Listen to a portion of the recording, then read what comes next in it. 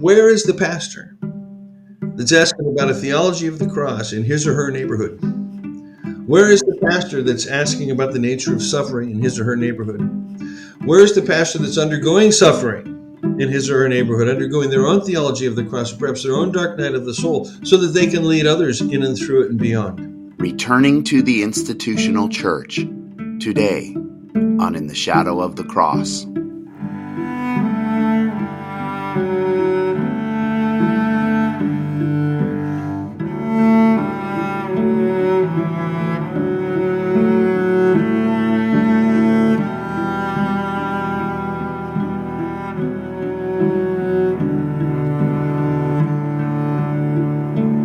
Welcome back to another episode of In the Shadow of the Cross. I am Loren Rosser. Jim Durkin is still out cruising. I think he's actually off the ship now, but making his way back home. And we're here today with our special guest, Dirty Harry. Go ahead, Durkin. Make my day. It's funny, that's such a pop culture icon, because when I was when I was in high school, that was like the catchphrase my whole high school journey, you know. Oh, yeah. It even made appearances in my yearbook and stuff. Yeah, I remember. I love those early Clint Eastwood films. I mean, I love the spaghetti westerns. Oh, I do too. Yeah, my favorite one in those days was "Play Misty for Me." That was kind of a creepy film, but it had that great song by Roberta Flack. You know. Right. Yeah, it was beautiful. So. No, I'm a huge Western fan, and it was his. It was The Good, the Bad, and the Ugly that was the Western that made me love Westerns. I remember being in the other room playing with my toys in my bedroom and hearing that wah wah wah, and going, "What is that?" You know, and came out to the front room to see what was going on, and ended up watching the whole movie. Right. So we're talking about Clint Eastwood films today, or what? Exactly, yeah. So getting to our topic, we thought it would be cool to talk about those of us who've gone through healing, and as we're being healed from the damage that's been done to us about a sacrificial God, a God with a dark side, and being healed from that, and coming to know our Father and trust our Father. How do we go back into, is there a way to go back into the institutional church and be a light and a source of life for others? So what are your initial thoughts, Michael? Well, a couple things. One is I have a very dear friend in Lancaster, and he and his family, I mean, they grew up in a very, very conservative tradition, and they've moved to they've gone liberal, they've gone Mennonite, but they're in a fairly liberal Mennonite church there. And my friend Jonathan puts it best. I asked him once, how can you go to church and hear what you hear and still weekly choose to be part of a community? He says, I live with the irony. Oh, wow. And I've wrestled with that now for a decade, really, since he first said that about living in the irony of knowing that there's a sacrificial message being put out from the pulpit, from the leadership to the Sunday school. It's the gospel primarily in the West, as we've demonstrated 1,000 times for a long time now, that it's sacrificial. And I know that my friend Jonathan is very non-sacrificial in his thinking, and for me personally, I've found it very hard to walk into church. I can't abide a sacrificial sermon. It riles me up to hear a preacher lie about the Father. And so I'm really where I'm not. It's not safe for me to go to church because I get triggered. Right. And I really get. I get in a. I mean, I want to say, I get prophetically angry. It's hurtful. Yeah. So I've stayed away. But, and here's the big but. I think I have to get past this in my life. There's something I have to break free from, break through to, about institutional church. Okay. Part of what I'm hoping we're able to do out of this podcast is that I'll be able to figure out what that is with you. And Right. because in this sense, I'm a prime example of someone who has left the institutional church, is gifted, would be a benefit if I was in an institutional church, right? Yeah. Um, I would benefit from the friendships and the community, and I would love all of that. But can I learn to do what my friend Jonathan does and just live with that irony? Can I do that knowing that people are better than their theology, first of all?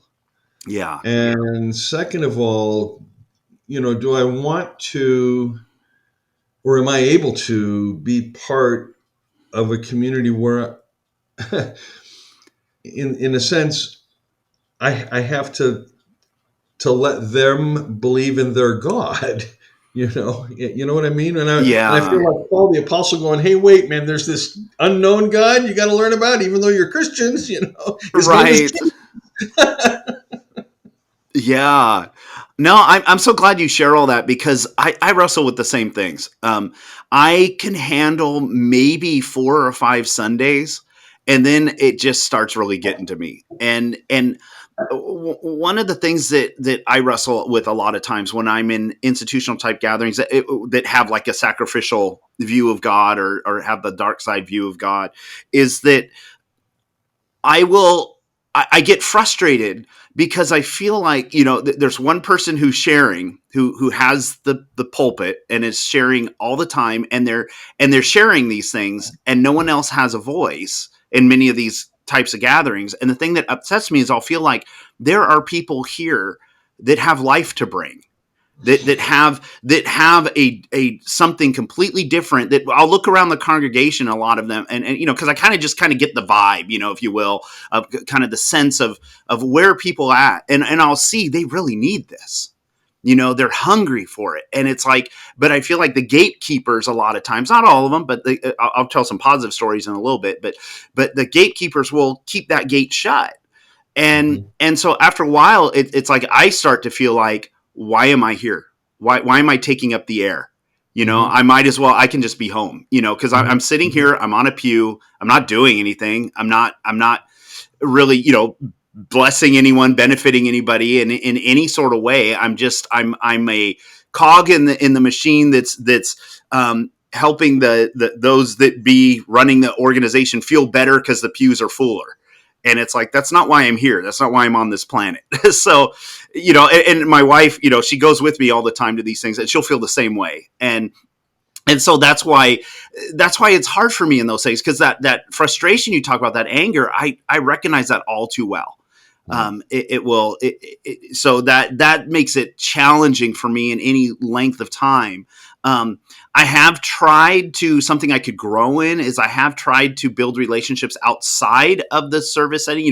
Come to the service because that's kind of what's needed for people to know you're legit. They don't see, sadly, they don't see, we've talked about church, they don't see anything outside of the Sunday morning thing as being legit. So if you Right. show up there, you kind of can meet some people and have some people over for dinner, and then you can have some one-on-one conversations. I've done that a few times.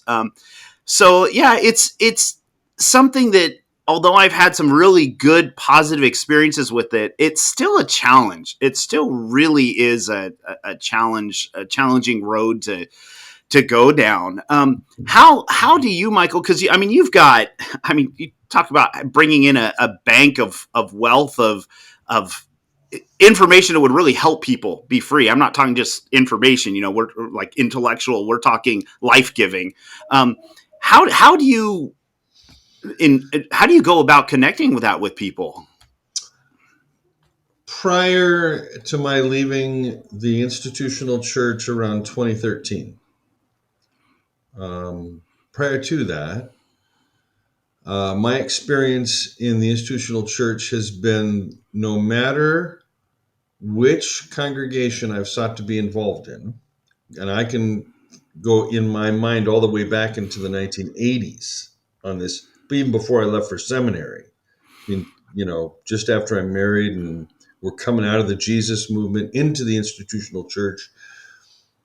I've never been part of a church that I have eventually been kicked out of.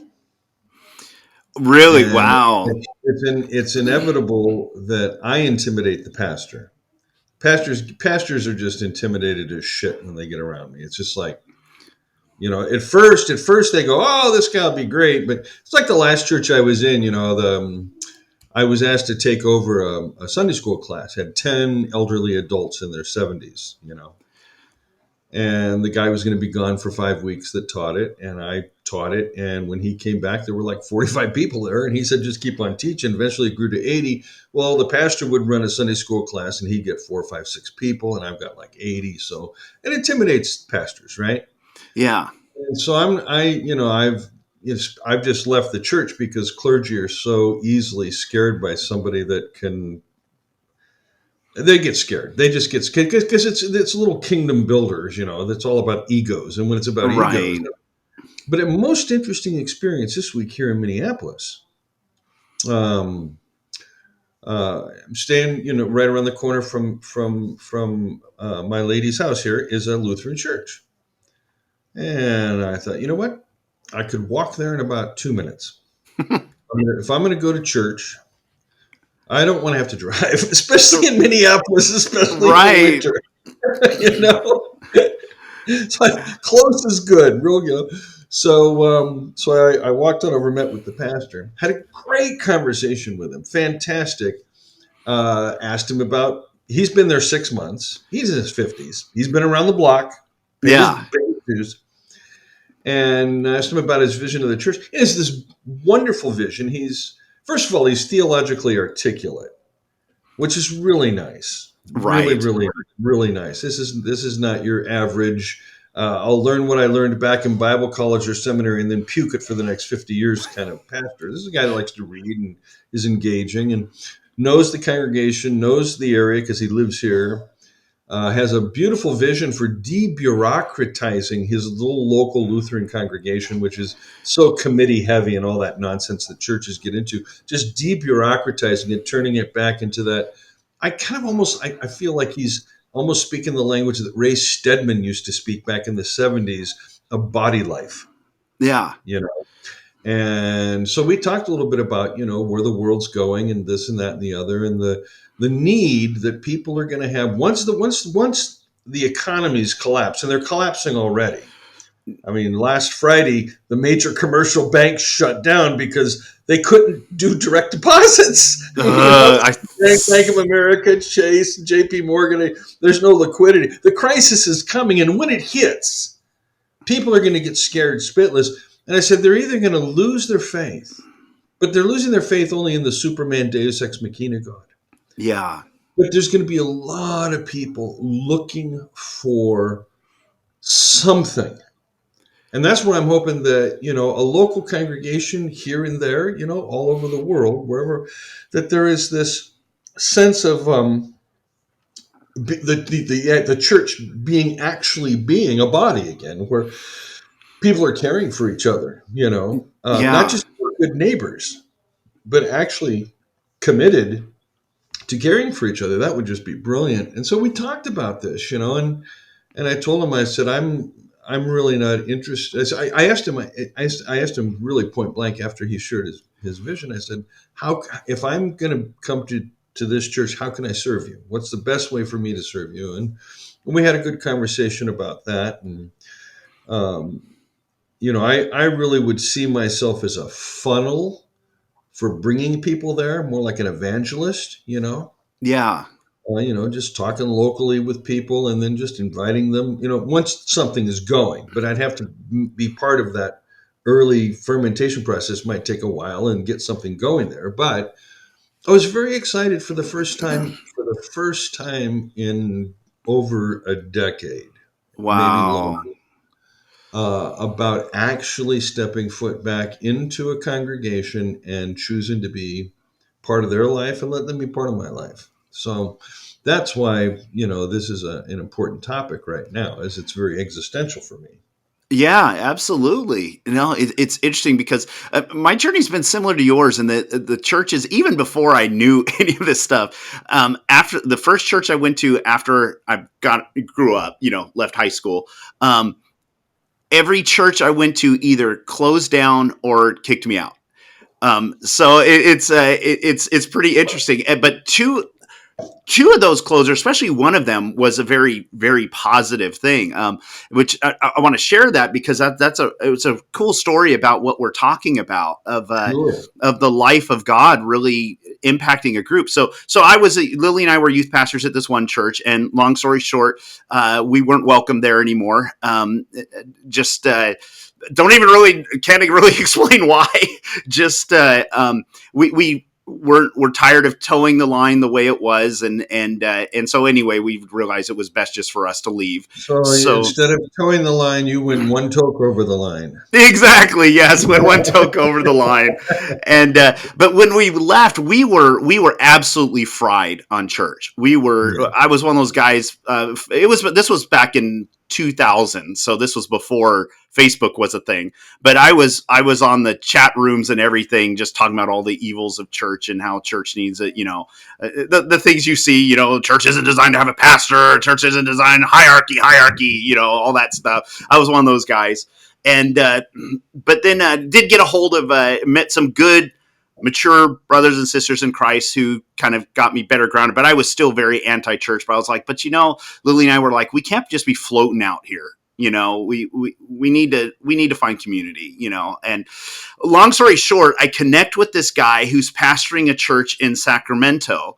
And I'm told they're on this interesting journey. So I'm thinking, yeah, right. Everybody says that. So I thought, well, we'll go visit. So I go visit, and what I saw absolutely blew my mind because they had been before Lily and I even got there. This church was birthed. My friend David Frederickson was pastoring it, and Okay. they had been birthed out of the Jesus People movement. Yeah. And he was they had been in the Jesus People. They saw the real deal. I mean, they saw people coming to Christ right and left. The things Oh like yeah. you and Jim talked about, literal Yeah. miracles happening, Oh all yeah. that kind of stuff. So their church is not by the American standards. It's not a failing church. Right. It's a decent, thriving, the kind of thing you could just put your tent pegs in and keep going, like just and be content the rest of your life with a salary. David wasn't content with that. David saw the real deal and was like, this is not what he goes, I've seen what the real passion for Christ looks like.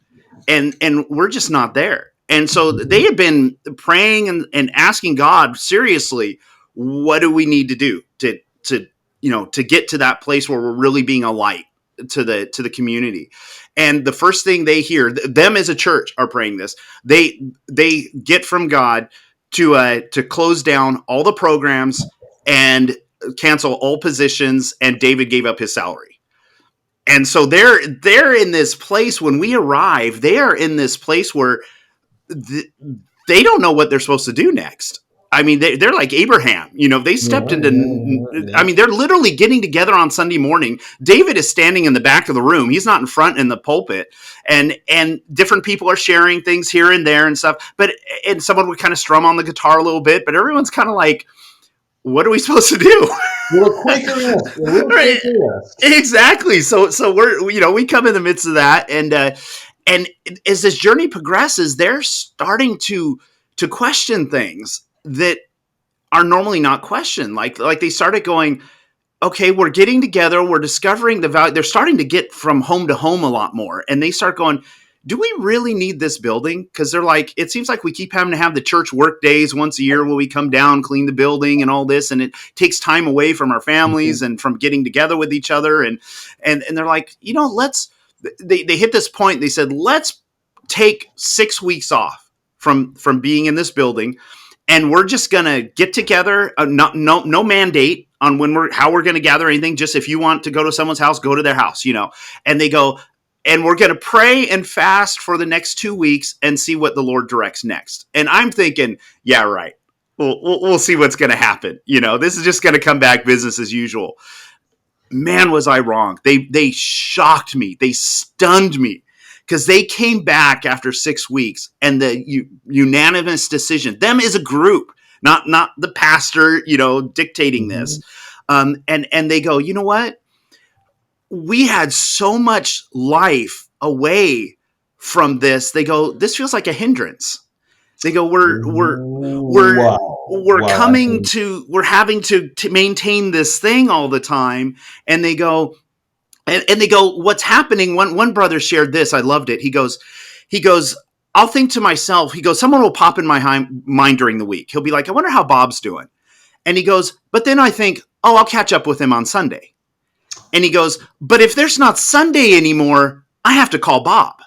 And he mhm. goes, and that's what happened over the last 6 weeks is people would come to other people's minds and they would just call them up. They wouldn't default to, well, I'll wait until Sunday, you know?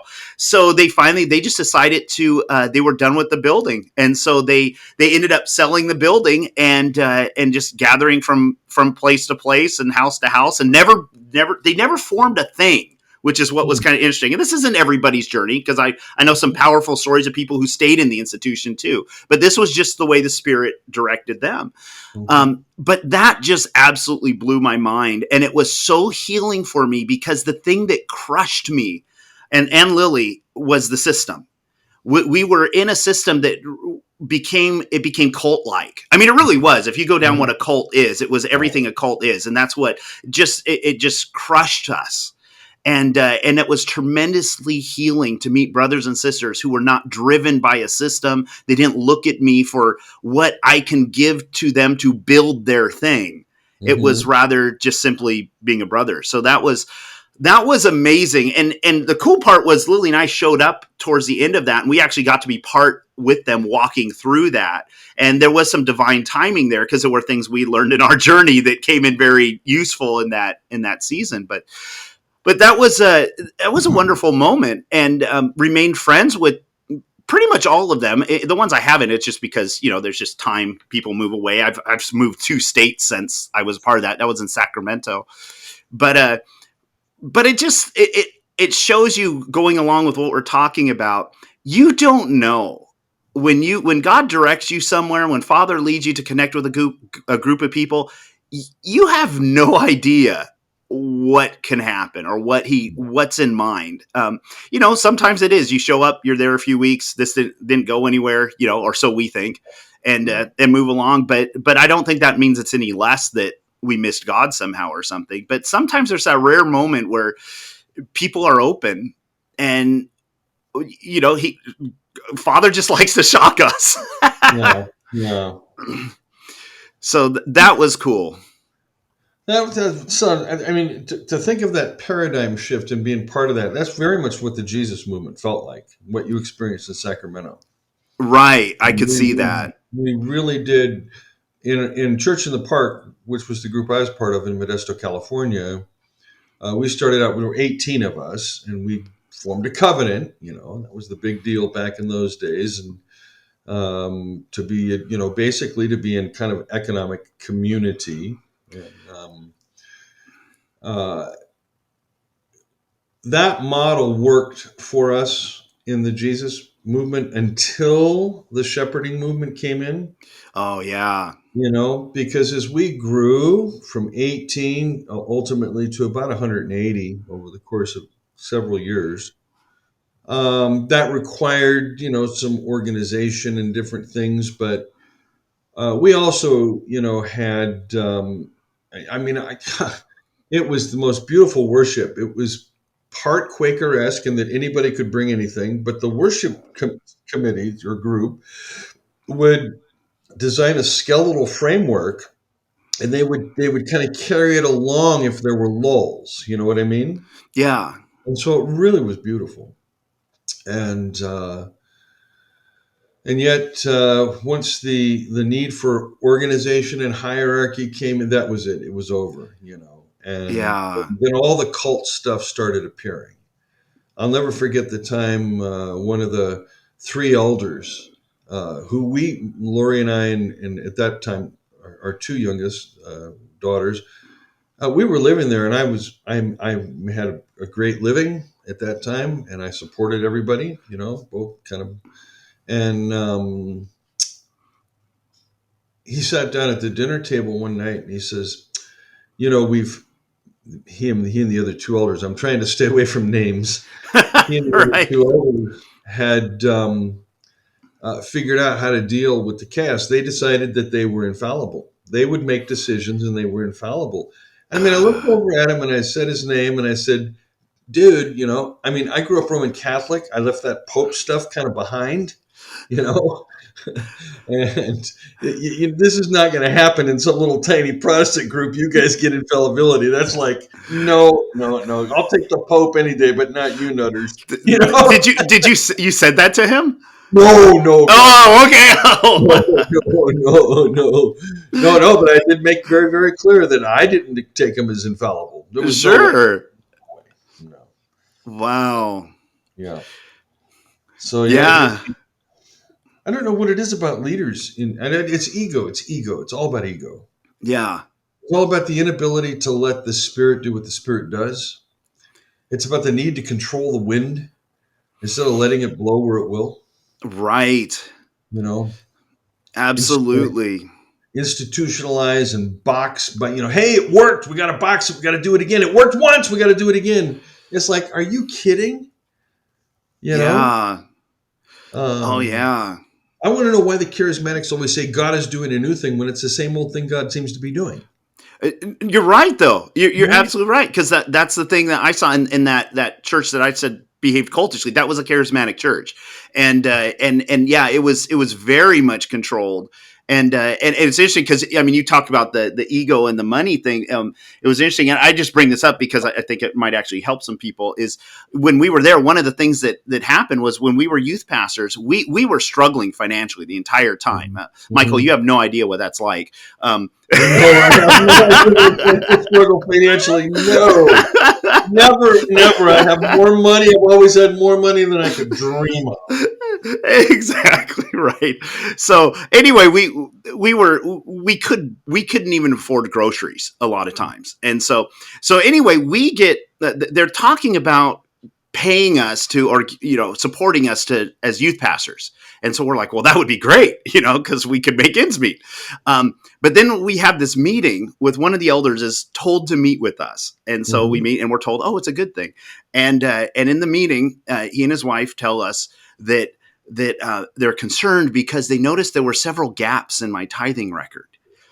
And they were worried that I was shooting myself in the foot because we were missing some tithes. So they felt that if they were going to support me, support us, we needed to make sure that we were tithing faithfully. And it was it was crazy because it was like we I ended up creating a skit on this. We did a video with some friends of mine and I. We made this comedy where the exact scenario happens. They're sitting in the chairs and they're saying, we're concerned about your tithing record, and the guy goes, I know, I'm sorry. He goes, I had to buy groceries, and he goes, but here's my tithe. It's $200, and he gives it to him and he goes, great. Now, John, what can we do for you? And he goes, give me $200. Exactly. Right? Because that's exactly what it felt like. Was we were literally giving them the money to get it right back. You get it right back. Yeah, yeah. But it looked good on paper. And that's what I was told by Looked people good on outside, that paper. they said, no, you know why they did that is so they could show on the books that it went through. And it goes right back to that thing we talked about money, that it was just looking good on paper. Yeah. Well, I wonder. I mean, I really do wonder if Christianity can ever find its way back to be separate from the issue of money. I mean, in the early church, for example, when they took an offering, and this is from we don't have any evidence of anything like this in the first century at all, but in the second century and for the second, third centuries, when they took an offering, it was for the poor. Yeah. And so when you were giving to the collection plate in church, you were giving to the poor within that community, within that church community. Not the poor in general, but within that church community. Yeah. And but of course, after Constantine, the church gets hung up in real estate, power, fortune, money. And I wonder if the church could ever get that demon exorcised in it of its dependence on money again. It would Right. be very interesting. Hey, here's the thing, though, Lauren. Do we need trained clergy? Do we need trained lay people? I mean, what do we do? What do we do when, just can anybody just preach anything they want? Can anybody just say anything? Well, I mean, in Protestantism, the answer is yes. You Right. know, which is one of the reasons why I suppose in my heart of hearts, I'm always ready to bail back into Catholicism, because at least they have a pope. At least they have Right. a, you know, and I love I love Pope Francis. I just, I'm happy to identify as a Catholic these days. Right. Not that they would want me, but I'm happy to say, okay, I grew up Catholic. I still kind of am. But I wonder about the church. What's the role of education? If we're going to do this, does each house church have someone that they would tap, that they would pay for to go to school, so that that person could come back and use those gifts for the life of the congregation? Can congregations trust? Can they learn to trust, those that they send off to school, that would come back and be part of their community, rather than just sending someone off to the ministry in general and they go wherever? Okay. So I Right. don't know. I don't know what's the role. I wonder what's the role of education, because I see, for me, I feel like we're on the threshold of the Reformation, not a new Reformation, but the previous one, where Luther's biggest lament was the ignorance of the clergy. And when I look around today at the pastorate, not for nothing, but I really see a theologically anemic pastorate. I see an ignorant pastorate in America.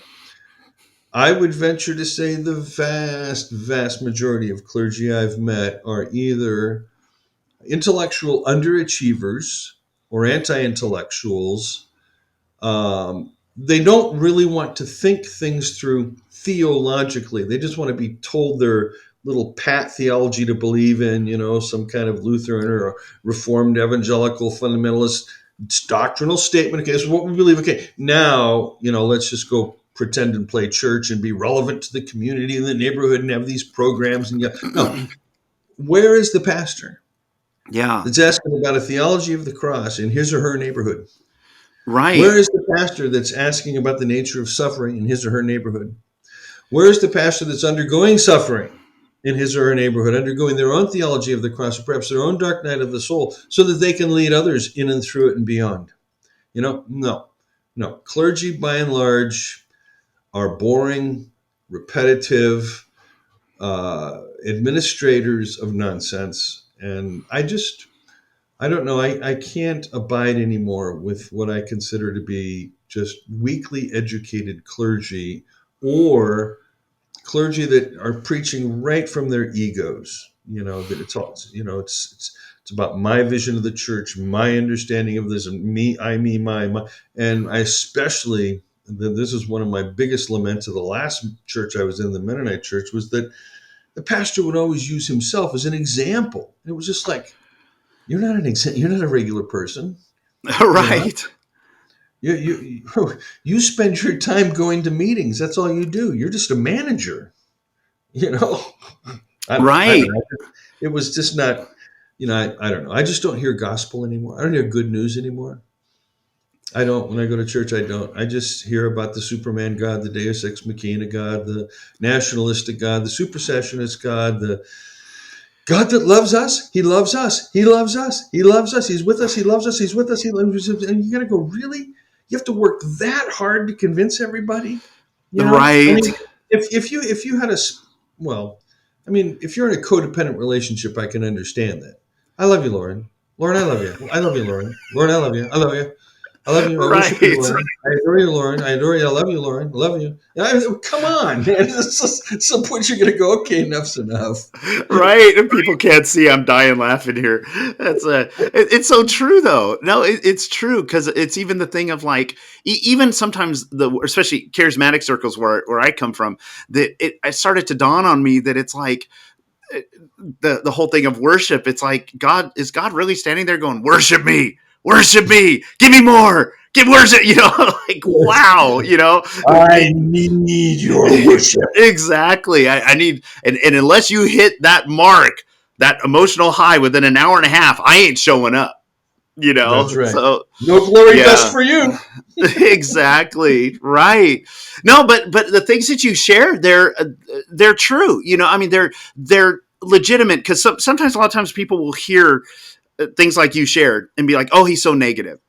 But it's like, those are the exact things that I run into when I'm in visiting different churches and stuff, that become a real struggle for me, in the sense of that Mhm. it's really, really hard when you have something that is very near and dear to you.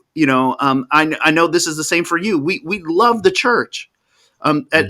as Jesus's body, Yeah. and Yeah. when you're in a place where you see the people not getting what they need, not, and I'm not talking about, we want you all to have your needs met, and we're gonna start a Starbucks in the church and give you, start having baseball games, and all that. It's Latte for Jesus. exactly, it's we're talking the actual, unraveling of who the Father is, of seeing him for who he is, the blinders coming off. Yeah. And people are stuck, and they're trapped, and they're suffering. Goes back to our conversation last week about hell. That the reason why we have to keep telling people that, it's interesting, when you read the book of Acts, you read of the things they're doing for one another. You Mhm. don't hear them saying, God loves you. God loves you. Father, Paul came to them and said, Father loves you. It's like you see them doing good works to others, for others. And that's just, I've seen that today too, where when you, if people are loving one another, caring for one another, like you talked about, Michael, truly caring for one another, you don't have to convince people that God is love, No. because they're tasting it every day. Mhm. And so that's the kind of stuff, yeah, that's just, we're having to convince ourselves of these things, because it's not present. It's not in our reality. I mean, his No. love is present, but we're not conscious of Right. it, you know. Yeah. No, it'll be very curious, won't it, to first of all see what happens to the institutional church over the next few years as their funding dries up, and it's going to dry up. Yeah. I mean, massively dry up. As fast as the church grew, as the Fed went to zero interest rates, and the church grew because there was a lot of money being printed. Well, that's going to dry up just as fast. Yeah. Those churches with those big mortgages and the banks that hold those mortgages aren't going to be hurting.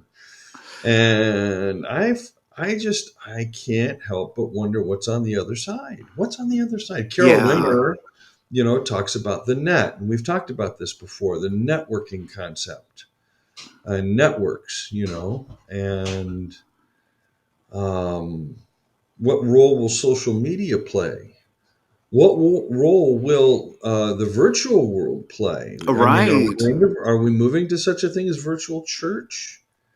You know, Well, you look at, and even you do your classes online, and yeah, I'm working on my master's degree online, and yeah. online education. It used to be viewed as kind of like a joke, it's not real, and that kind of thing, and now it's become very rigorous, very Mhm. challenging, and I laugh at anybody who still believes that way. It's like, get with the, welcome to the 21st century, and but that's that kind of stuff, like you're talking about. It's, we already see the seeds of it all around us. It's Mhm. happening. I'm part of groups that gather during the week, online, just to share our hearts and pray for one another, and that kind of thing. And they're encountering the same thing. A lot of them, some of them attend, have churches that they belong to, that are in their communities, and then some of them are in the same boat, where they're just having a really hard time finding community where they are, that aren't sacrificial. And it's not that we all have to have the exact same mindset, but it really helps when you have people who, when you can pour that out with them, they get it. Well, here's a question. So we know the big explosion in the early church was in 70 CE with the destruction of the temple by Yeah. Titus, right? Um, Judaism lost one of its three pillars: Torah, temple, land. It lost temple, Oh, right. big one. Can't have a stool without three pillars, Right. right? They also lost the land 50 years later when Hadrian, under the Bar Kokhba rebellion, kicked all the Jews out. So Wow. now, second century, third century, Judaism has Torah. That's all they have, is Torah. And the rabbis rebuild Judaism around Torah. as one of the wonderful things about modern Judaism. At any rate, I don't spend a lot of time with Judaism of the Middle Ages through the 20th century. I'm pretty good up through about the fourth or fifth century, right? But modern Judaism, from my view, when I read uh, sermons by rabbis, some rabbis, certain rabbis, there's more gospel in those sermons than I hear in a church. You know? Interesting. Yeah, yeah, really fascinating to me. Really fascinating. And but I wonder. We know what happened to Judaism when Rome shut down its access to its real estate. What happens if in this upcoming financial crash, quote, church buildings have to be abandoned? It's not the government coming in and telling people they can't have church buildings. It's the economic reality that people can't support these things anymore. Right. They're going to go by the wayside. They're going to get repurposed and turned into apartment complexes or storefronts, something, right? Well, imagine Christianity without its real estate. I mean, Judaism had to reconfigure itself without its real estate, right? And it didn't with Yeah. Torah. Could Christianity do the same with gospel? Right. That's true. That's a good I'm question just because curious, you know? when you think about it, I mean, it's definitely has a parallel because you would the vast majority of Christians, or I wouldn't say majority, but a lot of them, they really, even though they'll say, "Oh, the church isn't the building, we're the church," they'll say that, and I grew up saying that, but the reality is, no, it's the building, Yeah, and I'd say that with no judgment, um, right. but you remove that, it is going to cause people to have to really rethink things. It's definitely going to cause a lot of weighing things out and reevaluating. So yeah, it's an interesting question. I don't think it's like everybody's going to jump up one morning and go, "We're all starting a house church." I'm I sure know, no. I'm sure there would be groups that would try that. I was with a church. One of the churches collapses I went through. That one did lose its funding, and so they decided to move into a home and started gathering in a home. But here's what's so pathetic about me. And they were a wonderful group of people. I was no, a church has to be in a building that I wouldn't go with them. And so it's funny how much I've grown from that. But so I've seen a group that did go do that because in their case, they were forced to, which would be the situation with what you're talking about, Michael, that I'm Right. sure that would be tried. But I don't know. It's interesting. It'd be interesting to see what dynamics, because as we know, just changing location, if the dead religion is in you, changing the real estate isn't going to change what's inside of you. Right. That's I mean, I was a little nervous Friday going down to see this pastor in this church building, because I only go to church when I'm preaching because I know the sermon will be good. I'm Yeah. cocky. I'm cocky. What the heck, right? And no, but I was a little nervous. I'm going into a church building. I'm being a pastor. It's not. That's not what I do. That's not what. Yeah. Certainly in Lancaster, I don't waste my time doing that. But here I did, and I'm glad I did. I mean, it kind of opened up this topic here. In a very, like Right. I said, existential way. So it's fascinating for me to both explore the emotions that go with this, Yeah. kind of encounter. Um, and again, very grateful for a pastor without an ego and just, you know, that, but Yeah. he talked about the few dark nights of the soul he's been through. And I think that pastors that have never been through their dark nights of the soul are the ones that have the egos. Yeah, You know? it's interesting because a friend of mine who was pastoring a church in Dallas, and he would grasp the stuff we're talking about and be all over it, and I was stunned. I was like, we talked about nationalism. He had the American flag pulled out of his sanctuary, out of the church, and Mhm. refused to even have the sign "pastor" put on his door, and someone put it back up there, and he took it down again. And so I had this talk with him. I'm like, how is it that you grasp this stuff? Yeah. He's like, what do you mean? I'm like, most people in your position, to be honest, they because of their need for their salary, they don't get Yeah. it. And he tried to come up with something. He's like, well, I like to read a lot. I'm like, well, that's good. And then so he couldn't really answer the question. It was funny because a few Right. days later, we're in conversation, and and then he just happens to talk about his restaurant that went bankrupt and collapsed. Ah, And I go, dude, there it is, man. I'm like, there it is. I'm like, you've been through total financial devastation. You've mhm. crashed and burned. You've had a dark night of the soul. I go, that's why you get it. So, Yeah. yeah, Yeah. I'm a firm believer in that. That the junk that comes off of us when we crash and burn or we go through that dark night of the soul, it's worth its weight in gold. I mean, it produces a lot. Yeah. I'm really the recent downfall of Mike Bickle. Uh, I've noticed that there are folks online that are rather disturbed about this, and they don't even want to mention his name and stuff. But I think back to the number of prominent Protestant type clergy slash personality preacher types, whatever you want to call them, seem to experience their dark night of the soul during the actual process of ministry. Right? Yeah. And then I realized, going back in my own life, it was when I was in ministry back in the early 90s that I experienced my dark night of the soul. That crash, that magnificent crash and burn, the kind of thing that you tell people to buy tickets for and get their binoculars ready. Right. Yeah. I have a tremendous amount of sympathy for someone like Mike Bickle and the other guys. And I don't think there's that many women that have been crashed and burned, but a lot of the guys have.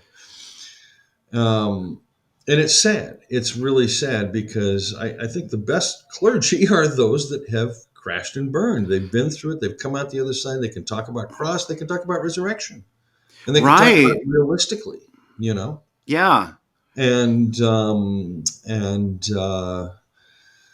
it's just sad. It's sad because now here he's potentially going to lose the entire thing rather than yeah. It's just sad. The whole thing's just sad. But the point is that if you're they ought to have you go through somehow work a dark night of the soul into your seminary education process. You know, Yeah. go through your crash and burn while you're in seminary. Go through your initial healing, so that when you come out the other side, you're not out there, destroying people's lives. You're out there helping to heal them.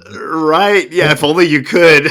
Yeah, I mean, I know in Catholic spiritual training and in seminary and stuff, they actually. I mean, it's not that it's intentional, but depending on which spiritual tradition you're in. But say you're in an educational tradition like the Jesuits, where you're doing Ignatius of Loyola's exercises.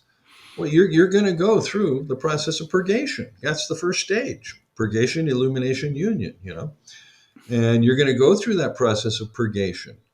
um, but I mean, the seminary that I went to, North Park in Chicago in the '80s, Lutheran pietist at that time, had not yet been poisoned by the evangelical tradition. But for the seminary I was at, they had quote, quote spiritual formation classes. I don't remember anything from those. They just seem to be rinky dink, you know. Yeah. Whereas I think, imagine a Protestant seminary actually doing spiritual formation, not religious BS, become like us formation, but real, authentic spiritual formation, like the Catholic. Yeah.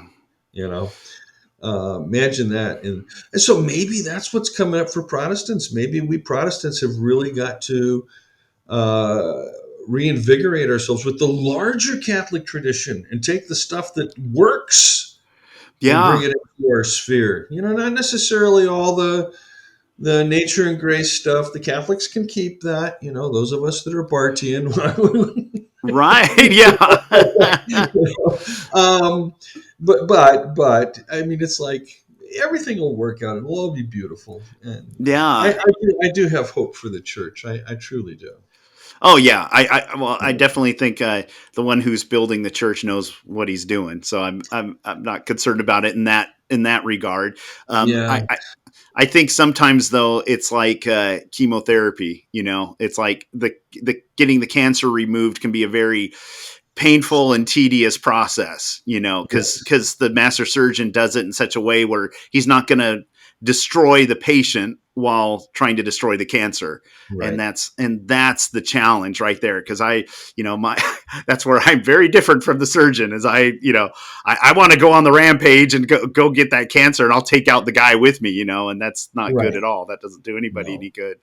But, you know, no, it's interesting talking about the dark night of the soul is that I wish people had told me about the Dark Night of the Soul when I was young, because I didn't know about the Dark Night of the Soul until I was in it, and I understand why James writes about you know, encountering fiery trials as if some strange thing has come upon you, because I would read that and go, why would people think a strange things come upon them? You're going through a hard time. When I was in that, and you look around and you're like the only one who's in the middle of this horrible situation and you're like, what is going on? It does feel like something strange came upon you. And no, I and know.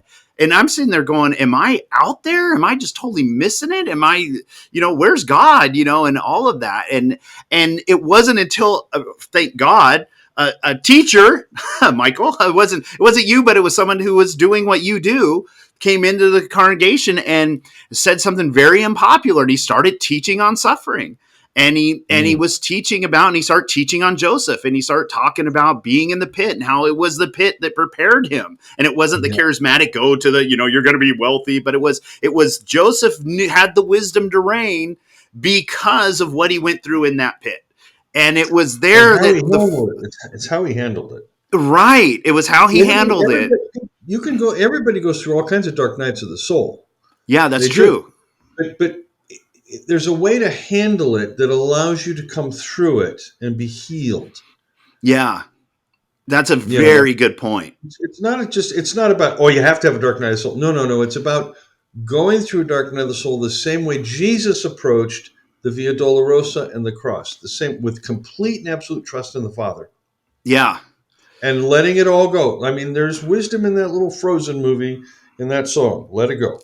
I right. mean, really, Yeah, really, really, and there's more wisdom in that than we realize, because we human beings are like Adam. We want to think that to be God consists in the act of grasping, controlling, yeah, manipulating. And we think that's what God does. God controls, God grasps, God manipulates. No, yeah, no, God is completely free. There's no, the word control, I don't think is part of the Father's worldview. That yeah. it's not about control. I agree. It's Yeah, about cohesion, and it's about harmony, and it's about um, integration. But control? No, God is not like the Wizard of Oz. Mm-mm. exactly. No, that's. I'm really glad you brought that up, because two things you said really crucial is, yeah, it is. It's how you go through it that matters, because that was the thing when this teacher came. It gave me hope. It made me see, okay, don't throw it in.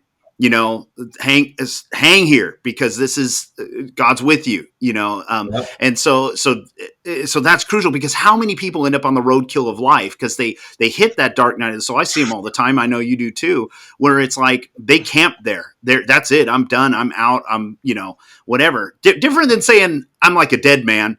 You Right. know, help me, Lord. You know, but then there's the thing of like you said, God not being a controller. You're right. That's when we're in any situation like that, or even situations that aren't even major. Man, I see the control that's in me. You know, Mhm. that's the thing. I mean, shoot, in the West, we get messed up just when our schedules get messed up. You know, we lose Right. control of our day, and you know, so yeah, and to think of a God, a Father who's not controlling, that really is outside of our paradigm.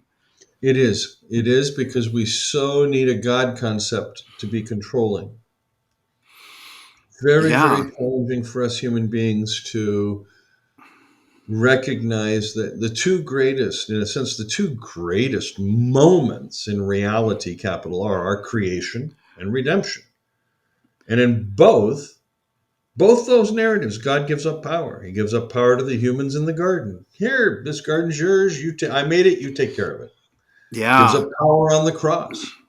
I mean, if there's anything about the God of the Bible, it's that the God of the Bible does not wish to be known in terms of power the way we conceive power and authority. Yeah.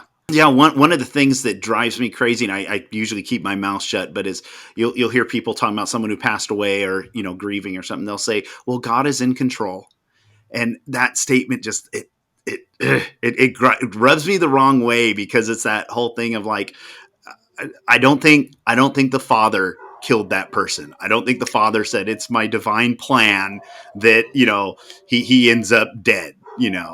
Right. Yeah, it's that sense of fatalism, predestination, everything happens for a reason. No, there's a lot of stuff happens for no reason at all. There's no good reason.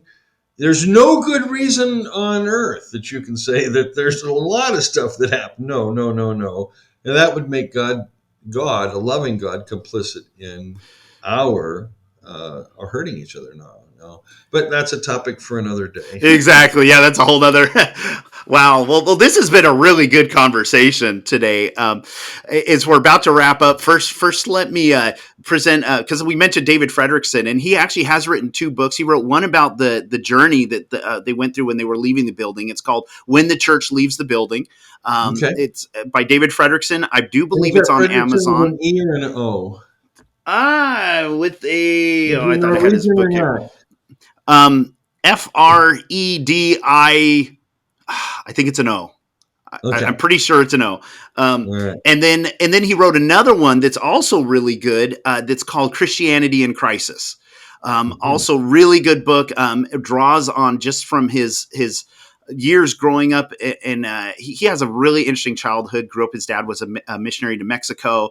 His dad is actually literally his spiritual father, which is, talk about pretty Wow. awesome. And then so is an older woman who was basically functioning in a powerful way during the Jesus People movement. So he has a Nice. very, very unique background. Cool. But he looks at a lot of things we've talked about, of just what needs to shift in Christianity to bring us out of the crisis that we've touched on in this podcast. So yeah, I want to invite people to check those out. So I went to seminary with a guy named David Frederickson. I'm sure it's not the same David Frederickson, but it would be cool if it was.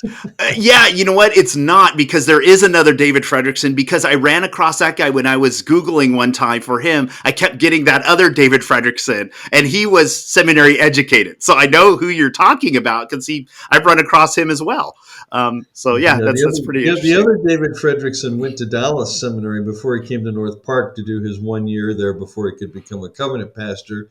And he and I had the most interesting conversations because he was, very conservative fundamentalist, And at the end of the year, our senior year of seminary, he said to me, Michael, I know what your problem is. And I said, what is it? He says, you're not conservative and you're not liberal. You're orthodox. Oh, that's awesome! What a high That's compliment! been my problem. Wow, that's great. Kudos to all the David Fredericksons out there today. Yes, exactly. If your name's David Frederickson out there, take a bow. Amen. All It's too right, and bad Mike. Jim isn't here because we could promote his book, but since he's not here, we're not going to say anything about his book Oh about. yeah, yeah. Yeah, we're not going to say anything about his book that you could find on Amazon that's called Yeah, Dying of Thirst on the Bank of the River," that's it. That's which it. That's I it. know he would have loved this conversation and had a lot to add to it. Actually, he would have had the really good meat to add to it. I agree. There Yeah. were several Well, times here I was wishing he was here, thinking, Dirk could answer this. He could get this. But he, alas, needed some vacation time, which would be good for his soul. And when he gets back, he's going to have a gas with us again. So it'll be great. exactly. Yeah. Yeah. All So right. And where can anyway, people find your stuff, Michael? at my house. Okay. They'll come over and get it. Yeah, right. I'll post the Amazon, map. YouTube, wherever the lesser things of value are sold. All right, everyone. Well, thanks for tuning in, and we'll talk to you all next week. And I believe Jim will We be said back. next week. I did. I said next week, and Jim will be back.